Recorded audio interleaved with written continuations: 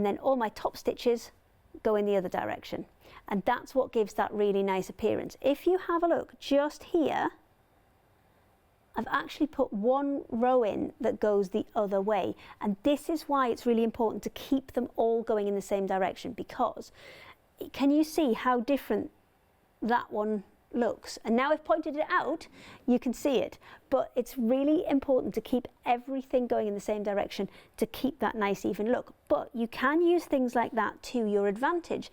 If, for example, you wanted to create an almost striped effect on the gnome's outfit there, if you did one row going in one direction and then one row going in the other direction, you could create a striped effect just by still using the same colour. The other thing is, when you are finished, you can actually use an outlining stitch for this.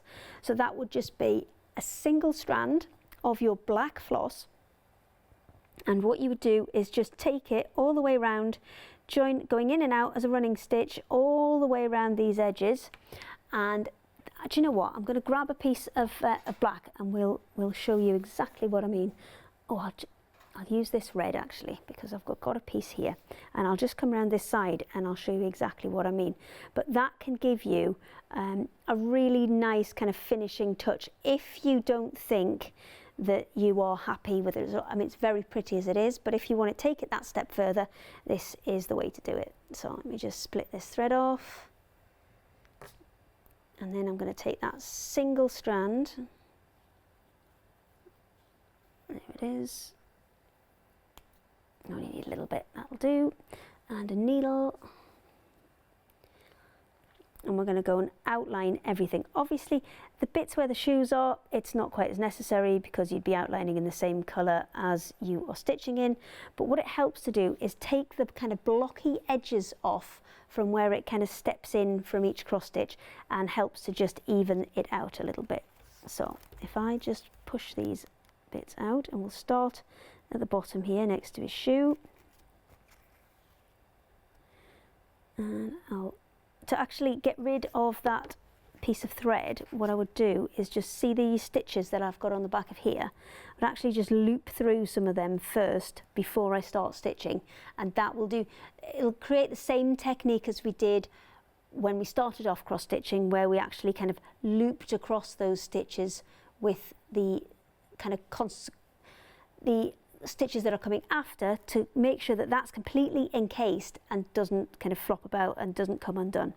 So we're going to start right in that bottom corner, and what we want is just a running stitch. Now that's up one hole, down the next hole, and we'll do a few at a time till kind of basically till we're almost out of thread, and then we'll come back in the other direction. So I'll just do right up and round the hand to show you what I mean, and then we'll come down the next one, and then up the next one, and down again, and just all the way around this outer edge. And then if I'll do a couple more, you know, because I think if I do a bit that goes around the hand as well, you should be able to see it a bit more clearly.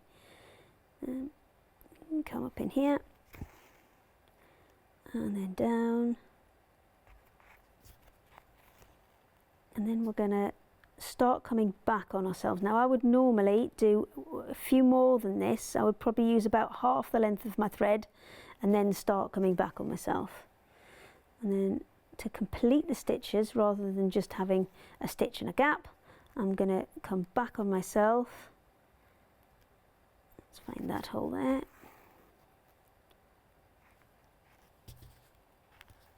And can you see that little kind of outline just starting to form around the edge? And that can give you, it's just your kind of your next level to finishing it off, really, is creating that little outline stitch, which just gives you a really nice border. And it can also be used in between layers of stitches, just to kind of differentiate and give it a little bit more definition between different colours. So that's what I would recommend if you want to take it to the next level and you kind of want to push those cross stitch skills and have a really nice finished project. But I think as it is, super, super cute. Get it hung up. Maybe you can add some text into it as well. Maybe there's no place like Gnome. It's entirely up to you, but I hope you have a really fun cross-stitch journey.